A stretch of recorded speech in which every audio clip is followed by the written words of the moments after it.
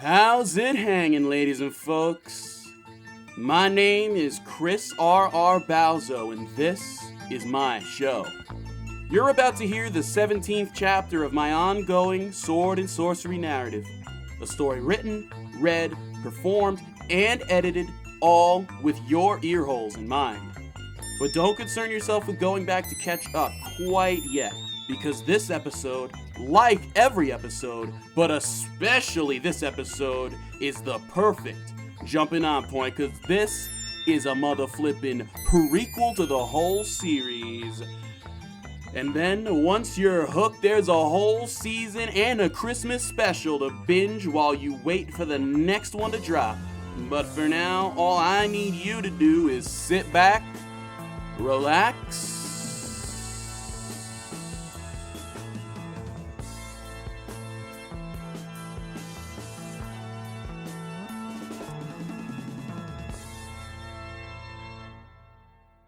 and allow me to unfurl the wizard scroll, baby. We pan into a quaint tribe nestled betwixt the wood. A small elven settlement of yurts, wigwams, and tree houses known by most as Sienna Root. The midday hustle was rivaled only by its bustle, though both fell to a dead halt as that giant, dragon-shaped shadow blotted out the sun. The sight was enough to make your mama say, "Oh my goodness gracious, it's a daggum dragon, everybody run!" And so they did. The men, the women, and the rest scrambled from their respective hovels of dirt and leaves, shielding themselves as best they could from the plumes of blue flames raining down upon their frantic sprint.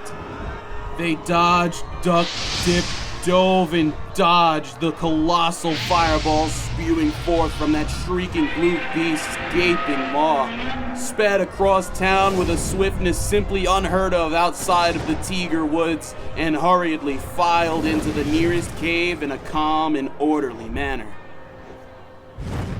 Soon enough, everyone had piled inside, with village officials touting the evacuation as a sweeping success, as elves of all manner, young and old, short and tall, with a range of hair colors as varied as the color wheel itself, blondes, brunettes, blues, greens, blue-greens, pinks, purples, and straight-up rainbow as well. They huddled together in fright, sat against the dank, moss-coated cavern walls in relative silence, hushed whispers and the occasional crying baby acting as the grim backing track to Wirt's meticulous work. The boy paced this way and that, feather quill and clipboard in hand, marking off names and keeping a tally.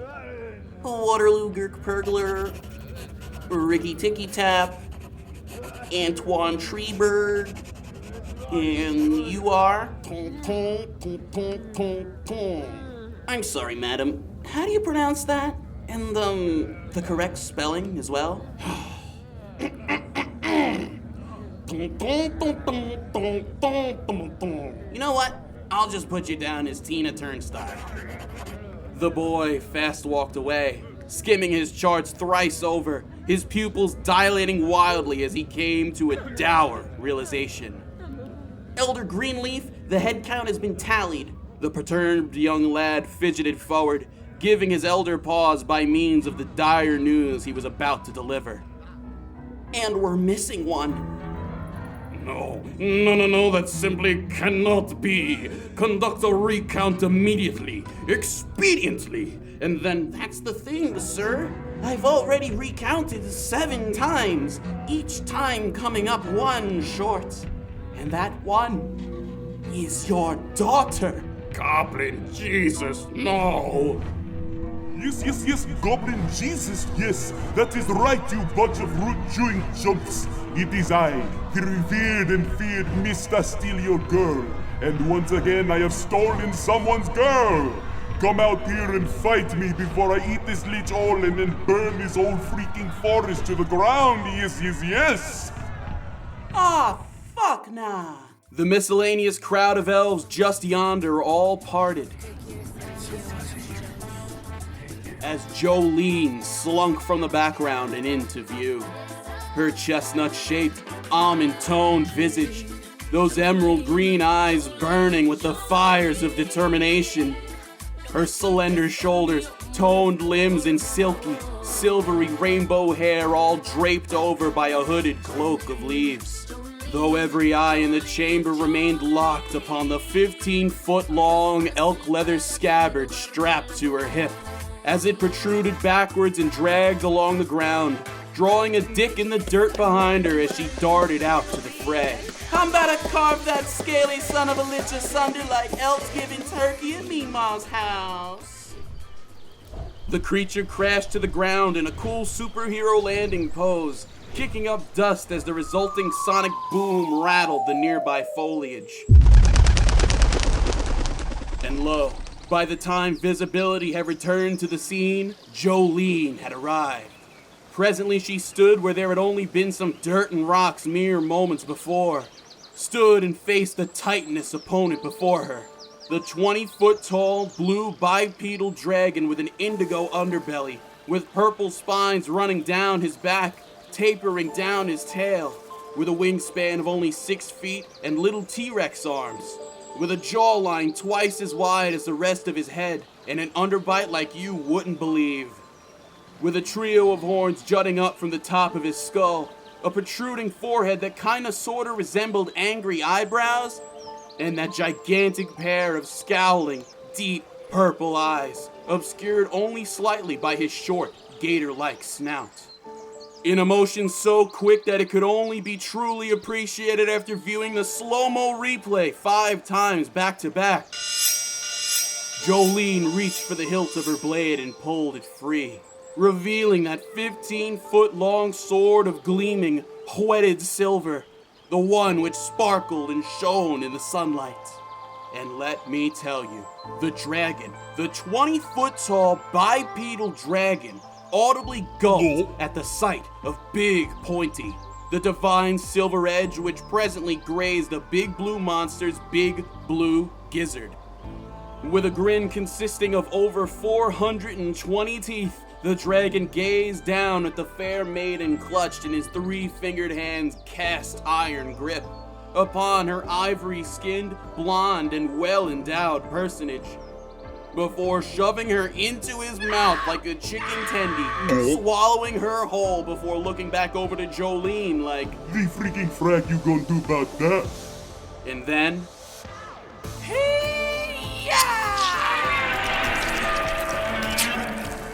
Big Pointy had sliced clean through the beast's soft underbelly, all his entrails, spurts of aquamarine viscera, and one intact elf woman pouring out onto the grassy forest floor. My hero! The comely maiden burst from the pile of monster guts unscathed, leapt into Jolene's arms, and the two made out atop the dragon's disemboweled carcass to thunderous applause. Jolene, Jolene, Jolene, Jolene, please don't let the dragon eat my baby. Jolene, Jolene, Jolene, Jolene, please, I'm begging you, the dragon's gonna eat my fucking baby. And they all lived happily ever after. The end. Wow, Dad! That was a great story! It sure was, Prince Rah'd'ny, my boy. And that's because it all really happened. Whoa! So Big Pointy is real too then, right? It sure is. Though Big Pointy is just one of the hundreds of names bestowed upon it throughout the ages. For once every couple generations, a new warrior is destined to claim the sword and wield it against all sorts of bad guys. So that means there's more stories just like that one? Where the hero saves the world and is all buff and cool? And then Rodney's dad looked straight at the camera and said, Yeah.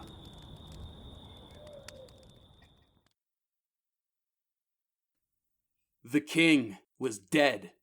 Rah'd'ny was still a boy. And so, Umbrali was to inherit the throne. After orchestrating a successful coup against her own husband. Umbrali, sweetheart, why are there 17 skelemen in our royal bedchamber? And why do they all have knives? All the better to murder your ass with, my dear. They had killed him with knives and established a new world order seemingly overnight. Necromancy was now legalized and was being taught in schools from K to 12,000. Skelemen, zombies, and Frankensteins roamed the streets en masse, with the living folk minority forced into back-breaking, soul-crushing labor for the thralls' benefit, doomed to construct endless municipalities of housing for the rest of their natural lives. And Prince Rah'd'ny, locked within the confines of his bedchamber, watching through a tiny little window as all this pain and suffering, as all this expansion for expansion's sake proceeded unchecked. Rah'd'ny was fucking pissed off. ZZ Top blared from the ether as the boy spent his entire adolescence stuck in a montage sequence. And goddamn, he was getting prison jacked. I mean, he's hitting the weights hard, bench pressing his king-size bed, drinking raw eggs and nails, doing like a million one-hand knuckle push-ups kinda hard. There's a dartboard affixed to the wall with a portrait of the Lich Queen taped to it, which Rah'd'ny hucked darts at while doing hanging upside-down chin-ups. In a corner sat several bookshelves, all filled to bursting with the Chronicles of Gleaming Silver book series. On his off days, he would read them cover to cover, regaling himself with tales of epic conquest, foul language, and hot chicks. And on his on days, he would put a cabinet on either side of his barbell rack and deadlift them. Locked away from the world, with naught but bloody vengeance on his mind, he trained his days away, preparing his body, mind, and soul to conduct what Rah'd'ny came to refer to as the reverse coup. Trained to carry out his plot to destroy the woman who had murdered his father, to destroy his own mother, the Lich, who had clearly only married for the clout, and later to assume the much more threatening moniker of Lich Queen. It was the longest long con you could have ever thought of, but hey, results are results. Come on, bring the energy.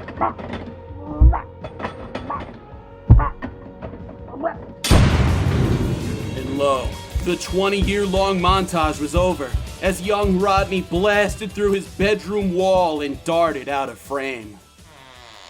With a pre-moistened rag of holy water in hand, he slunk into the master bedroom.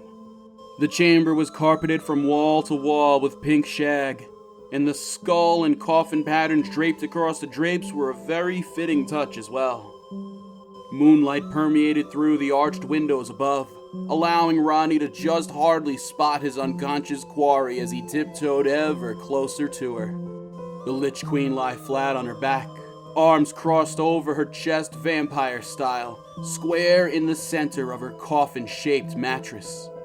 Her flawless ivory visage dimly reflecting some moonlight off of it as she slept soundly, listlessly, peacefully. Get reverse cooed, you shit stain on life! As he pounced forward, shoving that double-dipped holy water rag right into her face. And her perfect, silky smooth countenance started giving off steam as it was seared beyond recognition. Only after great effort was the Lich Queen's twisting, writhing, spasming form able to wriggle herself loose from Rah'dny's spring-loaded grip. She shoved and she bit. She clawed and she slapped with the ferocity of somebody 4 or 5 seconds from dying, until finally she was able to roll out from underneath her assailant and onto the floor. He made to pounce upon her weakened figure once more, though upon doing so, he was shocked and appalled to find that his opponent had disappeared, naught left behind but a small poof of black smoke.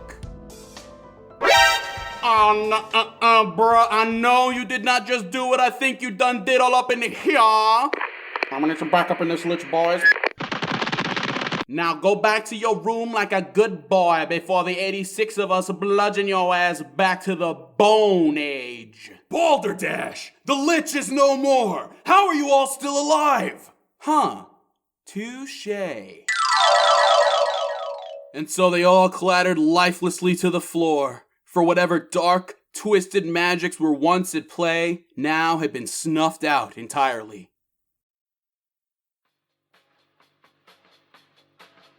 Several years later. Good morning, Skelena! This is Adrian Orknower coming at you live with 96.9 Ork FM. And boy, let me tell you, there's some serious stuff going down in the Ork State area today, folks.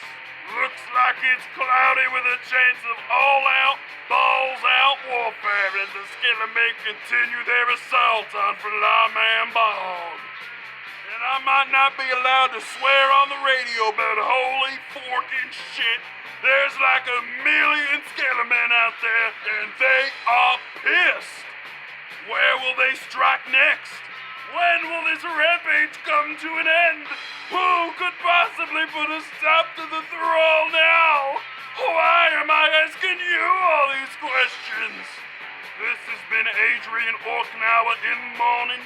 I've been Adrian Orknower, and I'll smell you later. Well, you heard the man. The undead empire advances ever closer to our city.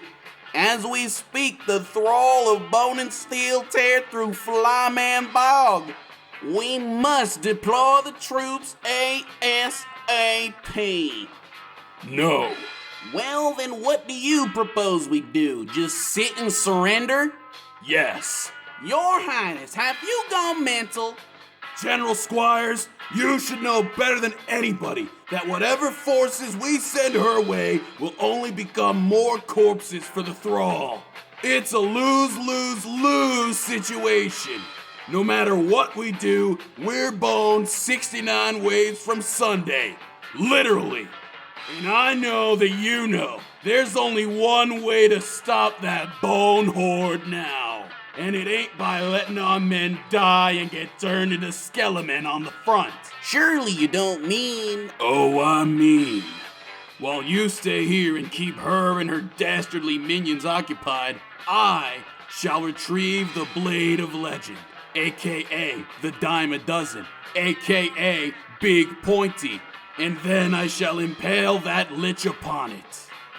This is the only way to ensure that her and her thrall stay dead for good. I have spoken, and now I take leave. But sire... Oh... Fuck.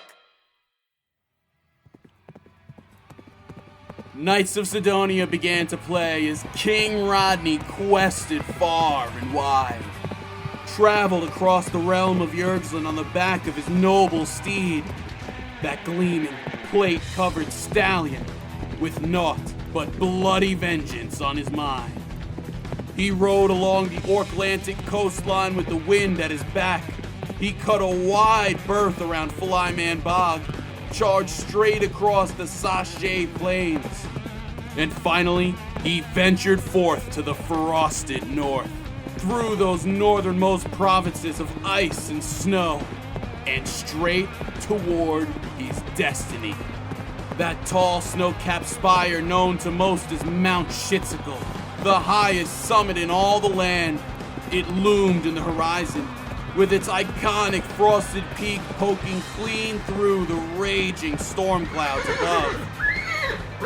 He charged up the mountainside on foot, champing at the bit to get his hands on it, the Blade of Lich's Bane, the sword that would be all of humanity, orcmanity, and elfmanity's salvation, among others. Dashing up those escalator steps in only a few minutes thanks to the pure, distilled rage coursing through his body. No, his boiling, scalding hot blood would not cool by so much as 1 degree, even in this frigid climate, because he was too fucking pissed to chill out. So Rah'd'ny practically fell up the mountain he was going so fast, gritting his teeth, resisting the urge to charge on all fours as he went, because his quest was just about at its end. He had climbed so far up above the clouds, so high into the sky that by the time he had finally arrived at the mountain's peak, he was almost in space. And when he got there, after bursting through the topmost layer of cloud, his eyes were immediately drawn to the stocky little dwarf standing there, waiting for him, his back turned, wrapped in his thick, luxurious off-white fur cloak, drawn to what that 4'2" man carried hoisted over the cast iron pauldron on his shoulder. A single, manly tear trickling down from Rah'dny's eye as he gazed upon Big Pointy, aka the Anointed Eviscerator, aka the Big Fucking Sword, in all of its stunning glory. That 15-foot-long blade of whetted silver, the gleaming, shimmering razor's edge, which currently reflected the surrounding starlight off of it, causing Aurora Borealis to appear in the sky above them. Who the frick are you? What in tarnation are you doing here, whelp? He spun around, casting his cloak aside with a flourish, revealing a jacked, inked, and muscular frame that would make your papa say, "Boys, I think I'm gay now." And Rah'dny, after composing himself, after wiping away that one loose droplet of emotion and watching as it froze in his palm, he made his impassioned plea. "I am Rah'dny Bauso, rightful ruler of the Empire of Man, and I need that sword, bub, for it is the only blade in existence capable of piercing that lich's unholy, impregnable flesh, capable of ending Skelenam once and for all. Capable of..." The dwarf spontaneously leapt 10 feet in the air, did 3 front flips, and jammed his blade into a nearby stone, doing so with enough force to make the whole mountain quake. Even more impressively, he did it with enough force to stun Rah'dny into silence, before turning back toward his visitor with a toothy little grin on his face, stroking his long, thick, manly as fuck rusty red beard. 2 words, 11 letters. Say 'em now, but the blade is yours. After you pass my trial, that is, you Patch Adams looking ass. And with the fires of determination burning so hot in his deep purple eyes that it nearly melted the snow at his feet, Rah'dny gritted his teeth and growled his response. "Headbutt off." "Very well then, sonny boy, but do take heed, for I've got what my physician refers to as an exceedingly thick skull." "My resolve be thicker, I bet." The pair were off to the races, and CTE was at the finish line, as they traded blow after blow, bashing their skulls into one another for the fate of the world itself.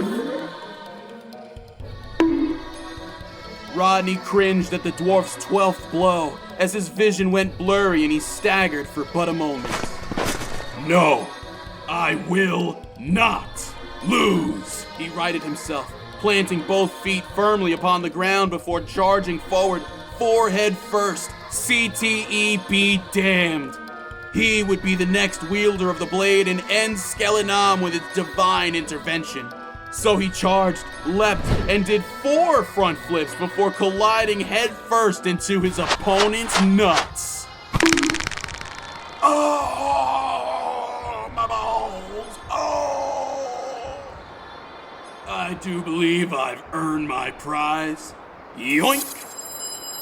Okay, bye!" The dwarf lay in agony at the mountain's summit, clutching his shattered pride as he rocked side to side. "After 84 years, a worthy successor to the blade." Then he died, faded into dust, got caught by the breeze, and dissipated into thin air. "All right, bucko. I've got like 1,086 skelemen here waiting to wage war, so I'm only going to ask this one more time. Where is Rah'd'ny? Oh, the king's got, like, bad diarrhea. Yeah, real bad diarrhea, if you know what I mean. I just don't care! Just, you know what? Fuck it. Kill them all. Set all their shit on fire and slaughter the lot of them. Yes, my queen. Nope. Rah'd'ny, cool new sword in hand, had crested the final hill, just as the horrid, unmistakable stench of burning flesh singed his royal nose hairs. He looked out over yonder to the horizon, only to see that his beloved city, Rah'd'ny Town, was currently on fire. Fuck! His final gambit, the most preferable option in a sea of terrible, terrible ideas. The only plan that could have possibly saved his people's lives and their sovereignty as well, had failed. Utterly. And so that freshly dethroned king writhed and thrashed upon the ground like a thing possessed. Like a man denied what was rightfully his. His inane ramblings growing so raucous, so riotous that even his noble steed was like, "Aight, fuck this shit, I'm out," and galloped off without a trace. You fucking lich! Mark my words and match my vibe. I will avenge my people and destroy you once and for all. I will find you. I will hunt you to the ends of the earth, and you will die. Last time was personal, but this time it's personal. Hiya! Thanks for tuning in to me screaming about wizards for a half hour. If you're still here, odds are that you've enjoyed what you just heard and are stoked for more. So fear not, dear listener, because there's more episodes on the horizon. They'll be coming soon to an RSS feed near you. But in the meantime, there's already a complete first season and a Christmas special available right this second for your binging pleasure. Like I said at the top, this episode right here that you just listened to is a prequel to the whole series, so now is as good a time as any to listen to this, hop in your wood DeLorean, go back a couple episodes, and catch yourself up, acquaint yourself with the world of Yergslin and all those other little guys, because next episode we are going right back into it. So feel free to check those out and let me know what you think of the show, either as a review on your podcasting platform of choice or anywhere else on the internet. Links to my Instagram and Twitter handles can be found conveniently in the episode description. Next episode coming out whenever the fuck I feel like. I'm probably not going to commit to weekly anymore. Unfortunately, I just don't have the time. But, you know, I'm ready, I'm here, I'm willing, I'm able to make more at my own pace. So fuck off. And until then, bye-bye.